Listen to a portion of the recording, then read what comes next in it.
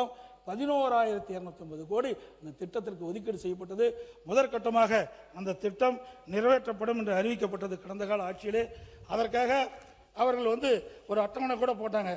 இதில் முதற்கட்டமாக 934 கோடி மத்திய அரசு அனுமதி கொடுக்கப்பட்டது என்றும், கழிவுநீர் மேலாண்மை 577.151, ஆற்றின் முகப்பு மேம்பாடு 176.98 கோடி, ஆற்றின் மேற்பரப்பு தூய்மை 27 கோடி, திட்ட கழிவு மேலாண்மை 30.89 லட்சம், 30 கோடியே 89 லட்சம், காவிரி கிராம ஆற்றங்கரை ஊர்களின் பங்களிப்பு மற்றும் விழிப்புணர்வு பணிகள் 6 கோடி, இணையவழி கண்காணிப்பு 27.58 கோடி, கல்லணையில் அருங்காட்சி 36.70 லட்சம், பல்லுயிர் பாதுகாப்பு 52 கோடி, இப்படி 934.301 லட்சம் கோடி ஒதுக்கீடு செய்யப்பட்டது. ஆனாலும் அந்த திட்டத்துக்கு எந்த முன்னெடுப்பு நடக்கவில்லை. ஆகவே நடந்தாய் வாழி காவிரி திட்டம் என்ற அற்புதமான திட்டத்தை இந்த அரசு நிறைவேற்றப்பட வேண்டும். மத்திய அரசு 60%, மாநில அரசு 40% பங்களிப்போடு இந்த திட்டத்தை நிறைவேற்றினால் காவிரி ஆற்றில் சுத்தமான நீர் கிடைக்கும். அதை இந்த அரசு செயல்படுத்த வேண்டும் என்று இருக்கிறேன். அதே போல தடுப்பணைகள் அதிக அளவில் கட்டணும். அதிமுக ஆட்சி இருக்கின்றது ஆதனூர் நஞ்சை புகழூரில் ஒரு தடுப்பணை கட்டணும், இன்னும் முழுமை பெறல. அப்படி உபரி நீர் வெளியேறுகிற பொழுது இந்த தடுப்பணையை தேக்கி தண்ணீரை தேக்கி நாம் பயன்பாட்டு கொண்டாடலாம். ஆதனூர் குமாரமங்கலம் நாங்கள் இருக்கும்போதே 95% முடிஞ்சது. கடந்த கால ஆட்சியிலே அதில் ஏதோ குளறுபடியின் காரணமாக அப்படி நிற்குது. அதையும் தீர்த்து இந்த கொள்ளிட ஆற்றின் குறுக்கே ஆதனூர் குமாரமங்கலம் அந்த தடுப்பணை 2 தடுப்பணையும் முழுமையாக கட்டி முடிக்கப்பட்டு பயன்பாட்டை கொண்டு வர வேண்டும். இந்த நேரத்தில் கேட்குறேன், இது கூட நதிகள் இணைப்புக்கு 5000 கோடி கொடுக்கணும் உங்களுடைய தேர்தல் அறிக்கையில் சொல்லியிருக்கிறீங்க. நேற்றைய தினம் இங்கே கூட காவிரி குண்டாறு வைகை இணைப்பு திட்டத்துக்கு சொன்னீங்க. அதுக்கு 150 கோடி இன்றைக்கு அதுக்கு விரிவான திட்ட அறிக்கைன்னு சொன்னீங்க. அது தவறு. ஏற்கனவே இந்த திட்டம் செயல்பாட்டுக்கு வந்துட்டுது. ஏற்கனவே விரிவான திட்ட அறிக்கை தயாரிக்கப்பட்டு இதற்கு சுமார் 14,000 கோடி நிதி தேவைப்படும் என்றும், அதுக்கு நிதி ஆதாரம் செயல்படுத்தப்பட்ட முழுக்க மாநில நிதியே செலவழிக்கப்படும் என்று அந்த திட்டத்துடைய நோக்கம். அந்த திட்டம் நானே நேரடியாக போய் துவக்கி வச்சேன். கிட்டத்தட்ட ரெண்டா பிரித்து 700 கோடி டெண்டர் வச்சோம். ஆனால் சிவகங்கை வரை நில எடுப்பு பணி முடிஞ்சது. அவை இதற்கு 150 கோடி தான் ஒதுக்கி இருக்கிறீங்க. நீங்கள் நதிகள் இணைப்புக்காக 5000 கோடி ஒதுக்கப்படும் என்று உங்களுடைய தேர்தல் அறிக்கையை குறிப்பிட்டிருக்கிறீங்க. அதனால் இந்த ஆண்டு இந்த திட்டம் நிறைவேறுவதற்கு 2000 கோடி ஒதுக்குங்க. ஏன்னா இந்த 5 மாவட்ட மக்கள் பயன்பெறுவாங்க. இந்த 5 மாவட்டம் வறட்சியான மாவட்டம். மேட்டூர் அணையிலிருந்து வெளியேறுகின்ற உபரி நீர் இன்றைக்கு அந்த பகுதியில் இருக்கின்ற மாயனூர் கட்டளை தடுப்பணையிலிருந்து திருப்பி விடப்பட்டு தினந்தோறும் 6000 கனஅடி இந்த கால்வாயின் மூலமாக இந்த மாவட்டத்தில் இருக்கின்ற ஏரிகள் குளங்கள் நிரப்பப்பட்டு விவசாயிகளுக்கு பயனளிக்கின்ற திட்டம். இந்த திட்டத்திற்கும் தேவையான நிதியை நிதி அமைச்சர் அவர்களும் நீர்வளத்துறை அமைச்சர்களும் ஒதுக்க வேண்டும். நீர்வளத்துறை அமைச்சர் வலுவான அமைச்சர். ஆகவே இதற்கு தேவையான நிதியை ஒதுக்கி விவசாயிகளுக்கு நன்மை செய்ய வேண்டும் என்று அன்போடு இந்த நேரத்தில் கேட்டுக்கிறேன்.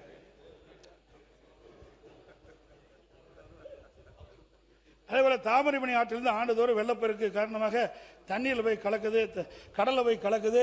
ஆகவே அந்த திட்டத்தையும் ஆங்காங்கே தடுப்பணை கட்டி தண்ணீரை தேக்கி நிலத்தடி நீரை உதவிக்கான நடவடிக்கை எடுக்க வேணும். அதுபோல் கடலோர பகுதியெல்லாம் நீங்கள் பார்த்தீங்கன்னா பேக் வாட்டர் அந்த உப்பு நீர் விவசாயிகளுக்கெல்லாம் பாதிக்கிறது. ரெகுலேட்டர் அமைச்சோம். எந்தெந்த இடத்துல ரெகுலேட்டர் அமைக்கணுமோ அங்கே ரெகுலேட்டர் அமைக்க வேண்டும் என்ற நேரத்தில் கேட்டுக்கிறேன். அதோட கோவம் அடையாறு மேம்பாடு ஏற்கனவே செயல்பாட்டு இருக்குது. அதுக்கு ஆய்வு பண்ணி மேற்கொள்ள வேண்டிய அவசியம் இல்லை. ஆகவே அதையும் விரைந்து செயல்பட வேண்டும் என்ற நேரத்தில் கேட்டுக்கிறேன். கோதாவரி காவிரி இணைப்பு இதை நீங்களும் அறிவிச்சிருக்கிறீங்க. நம்முடைய மாநிலம் நீர் பற்றாக்குறை மாநிலம். அண்டை மாநிலத்தை நம்பி நீருக்காக அண்டை மாநிலத்தை நம்பித்தான் இருக்கிறோம். கோதாவரி காவிரி இணைப்பு திட்டத்தை நிறைவேற்றினா கிட்டத்தட்ட 120 டிஎம்சி தண்ணி நமக்கு கிடைக்கும். அனைத்து இந்திய அண்ணா திராவிட முன்னேற்ற கழக அரசு இருக்கின்ற பொழுது இந்த திட்டத்தை நிறைவேற்றுவதற்காக பல முயற்சி எடுத்தோம். பாரத பிரதமரை சந்தித்து கோரிக்கை வைத்தோம். அவர்களும் ஏற்றுக்கொண்டு விரிவான திட்ட அறிக்கை தயாரிக்கப்படும் என்று ஒரு வாக்குறுதி கொடுத்தார்கள். அதன் பொருட்டு இங்கே ஆந்திரா கிட்டத்தட்ட தெலுங்கானா மாநிலம் ஆந்திரா மாநிலம் வழியாக தான் இந்த திட்டத்தை கொண்டாட முடியும்.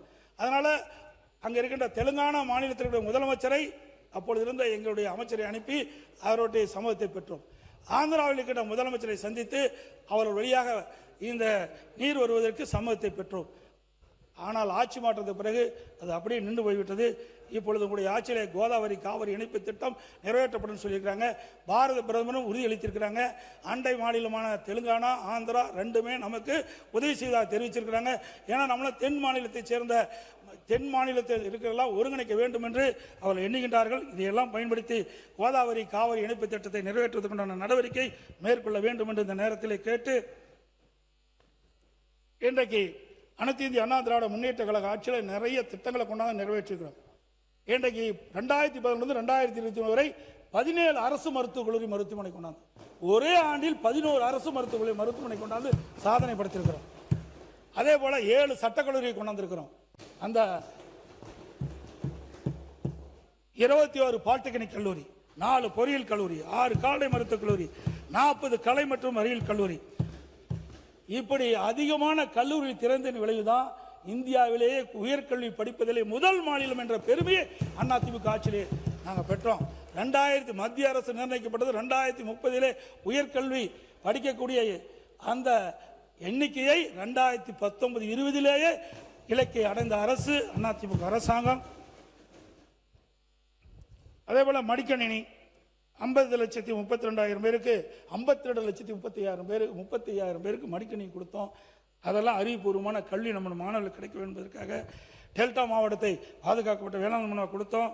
காவிரி நீர் மேலாண்மை வாரியம் மூலம் மற்றும் முறைப்படுத்தும் குழு 50 ஆண்டு காலமாக நடக்காது இருந்தது. காவிரி நதிநீர் பிரச்சனைக்கு சட்ட போராட்டம் நடத்தி அதுக்கு தீர்வு காணுவதற்கு நடவடிக்கை எடுத்தோம்.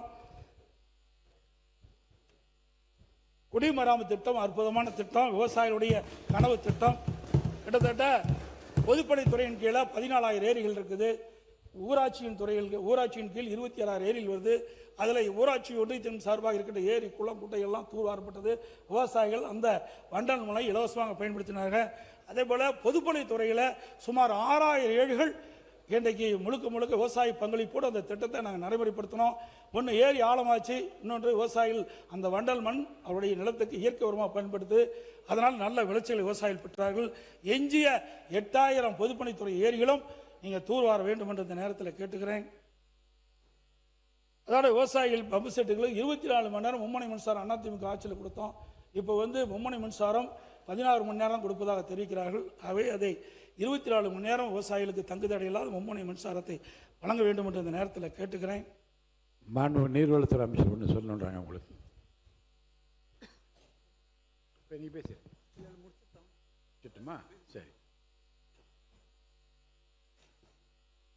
தமிழ்நாட்டில் காவேரி ஆறு மற்றும் அதன் துணை ஆறுகளை மேம்படுத்தி அவற்றை மாசுகளில் இருந்து மீட்டு எடுப்பது இத்திட்டத்தின் நோக்கமாகும். இத்திட்டத்தை 12 மாவட்டங்களில் மொத்தம் 1306 கிலோமீட்டர் தூரத்திற்கு 2 கட்டங்களாக செயல்படுத்த திட்ட அறிக்கை தயாரிக்கும் பணி தொடங்கப்பட்டு முதற்கட்ட விரிவான திட்ட அறிக்கை தயாரிக்கப்பட்டு தொழில்நுட்ப அனுமதி பெறுவதற்காக சுற்றுச்சூழல் பாதுகாப்பு நிறுவனத்துக்கு அனுப்பப்பட்டுள்ளது. மேலும் தேசிய ஆறுகள் பாதுகாப்பு இயக்க அலுவலகம் இத்திட்டத்துக்கு ரூபாய் 934 கோடி மதிப்பிற்கு ஒப்புதல் அளித்துள்ளது. இதில் மத்திய மாநில அரசுகளின் பங்களிப்பு 60-40 ஆகும். மத்திய அரசின் பங்களிப்பு 560.58 கோடி, மாநில அரசின் பங்களிப்பு 373.72 கோடி. மேலும் 15 ஆண்டுகளுக்கான இயக்கம் மற்றும் பராமரிப்பு பணிக்கான செலவு ரூபாய் 377.98 கோடி மாநில அரசு முழுமையாக ஏற்றுக்கொள்ள வேண்டும். எனவே திட்டத்திற்கான மொத்த மதிப்பீட்டு தொகை ரூபாய் 1312.28 கோடி. இது அரசின் பரிசீலனையில் உள்ளது. மேலும் 2ஆம் கட்டத்திற்கான திட்ட அறிக்கை தயாரிக்கும் பணி நடைபெற்று வருகிறது. எனவே நடந்தாய் வாழிய காவேரி திட்டத்தின் அனைத்து கூறுகளும் துறை அலுவலர்கள் மற்றும் தொழில்நுட்ப வல்லுநர்கள் ஆகியோருடன் கலந்து பேசி பரிசீலனை செய்து உரிய நடவடிக்கை எடுக்க வேண்டும் என்று விபரம் தெரிவித்துக் கொள்ளப்படுகிறது. நன்றி.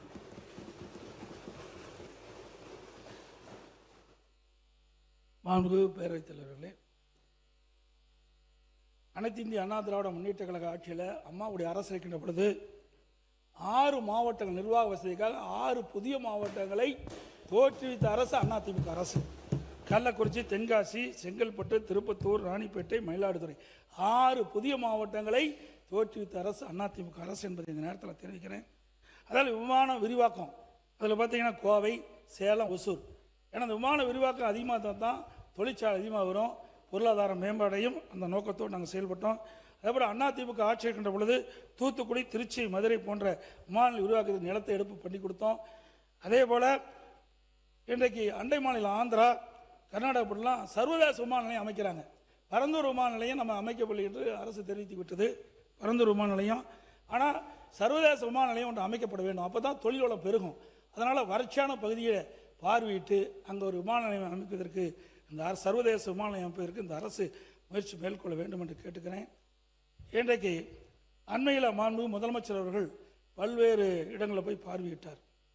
அப்போ கழிவுநீர் சுத்திகரிப்பு நிலையம் கொடுங்கோயில் போய் பார்த்தார். அது அனைத்து இந்திய அண்ணா திராவிட முன்னேற்ற கழக ஆட்சியில் அம்மா அடிக்கல் நாட்டப்பட்டு அம்மாவுடைய அரசு கட்டி முடிக்கப்பட்டு நானே போய் திறந்தேன்.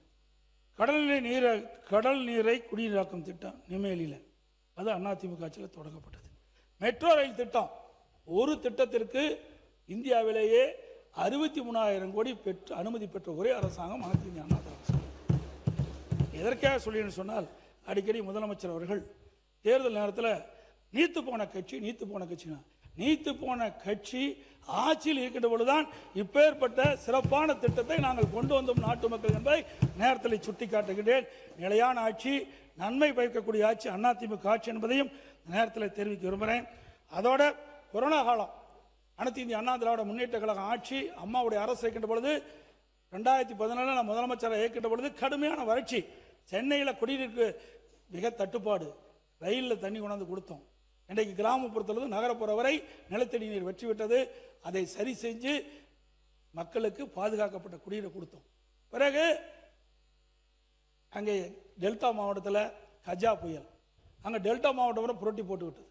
அங்கே இருக்கின்ற விவசாய விளைநிலங்கள் எல்லாம் இன்றைக்கு சேதம் அடைஞ்சிட்டது. அங்கே இருக்கின்ற மின் கம்பங்கள், டிரான்ஸ்பாரம், துணை மின்கள் அனைத்துமே அந்த புயலால் நொறுங்கி போச்சு. அதையெல்லாம் புயல் வேகத்தில் நிவாரணம் செஞ்சு விவசாயிகளுக்கு தேவையான நிவாரண உதவி செஞ்சோம்.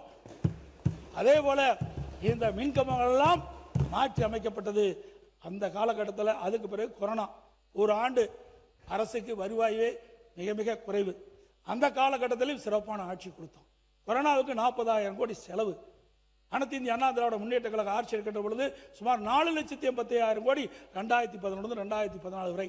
2011 மாண்புமிகு புரட்சித் தலைவி அம்மாவில் தமிழகத்தினுடைய முதலமைச்சர் பொறுப்பேற்கின்ற போது 1,14,000 கோடியில் கடனில் பொறுப்பு ஏற்றாங்க.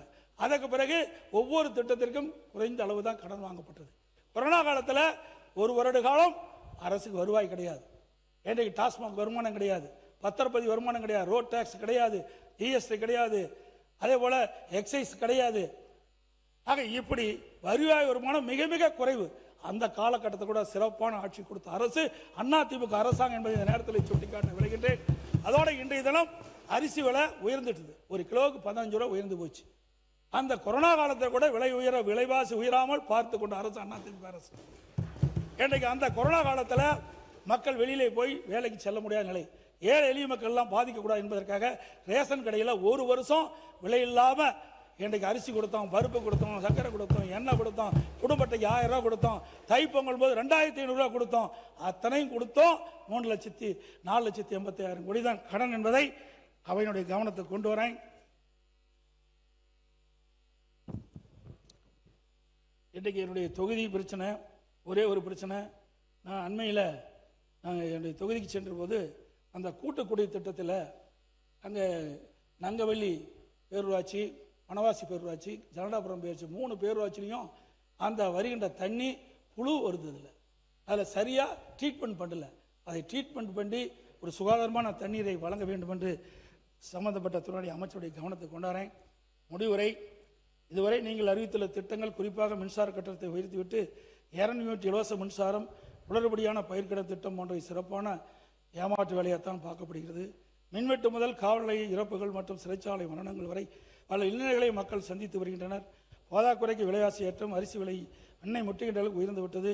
இதை கட்டுப்படுத்தி மக்களை காக்க இந்த அரசு நடவடிக்கை எடுக்கப்பட வேண்டும். பழனியில் 100 கோடி நில மோசடி விவகாரத்தில் கைது செய்யப்பட்ட இஸ்லாமிய சமுதாயத்தைச் சேர்ந்த வழக்கில் ஒருவர் மதுரை மத்திய சிறையில் மர்மமான முறையில் மரணம் அடைந்தது குறித்து இந்த அரசு விளக்கப்பட வேண்டும். ஒரு அரசு சிறப்பாக செயல்பட வேண்டும் என்றால் மக்களுக்கு வரிச்சுமையை அதிகமாக ஏற்றாமல் அதன் திறமையான நிர்வாகத்தால் மக்களுக்கு நன்மைகளை செய்ய வேண்டும். ஆனால் வெளிப்படைத்தன்மையோடு செயல்படுவோம் என்று கூறும் நீங்கள் ஆட்சிக்கு வந்து 3 மாதத்திலே மின்சார கட்டணத்தை அறிவிப்பென்று உயர்த்திவிட்டீர்கள். சொத்து வரி குறைப்போம் என்று தேர்தல் வாக்குறுதியை குறிப்பிட்டீர்கள்.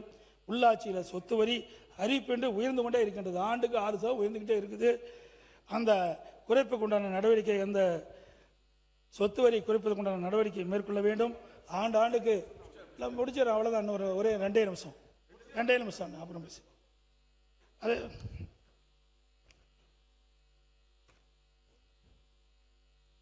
பட்ஜெட்டில் புதிய அரசுக்கான புதிய புத்தியோ முன்முயற்சிகளோ மாற்றத்தை ஏற்படுத்தும் திட்டங்களோ எதுவும் இல்லை. முந்தைய அரசின் இடைக்கால நிதி அறிக்கையில் சிறிது ஜோடனை செய்து திருத்த வரவு செலவு அறிக்கை சமர்த்திருக்கிறீங்க. நீங்கள் தந்தை பெரியார், பெருந்தலைவர் கோட்டத்துக்குடி காமராஜர், அண்ணல் அம்பேத்கர், மரியாதைக்குரிய வீரமங்கை நீலாட்சியார் மற்றும் மரியாதைக்குரிய அஞ்சலி அம்மாள் போன்றவர்களை கொள்கை தலைவர்கள் என்று கூறியீர்கள். அவர்கள் எந்தெந்த கொள்கைகள் நீங்கள் பின்பற்றுகின்றீர்கள், முன்னெடுத்திருக்கின்றீர்கள் என்று இதுவரை தெளிவுபடுத்தவில்லை. அந்த கொள்கை முன்னெடுக்க என்ன திட்டங்களை வகுத்துள்ளீர்கள் என்று விவரம் இந்த நிதி அறிக்கையில் இல்லை.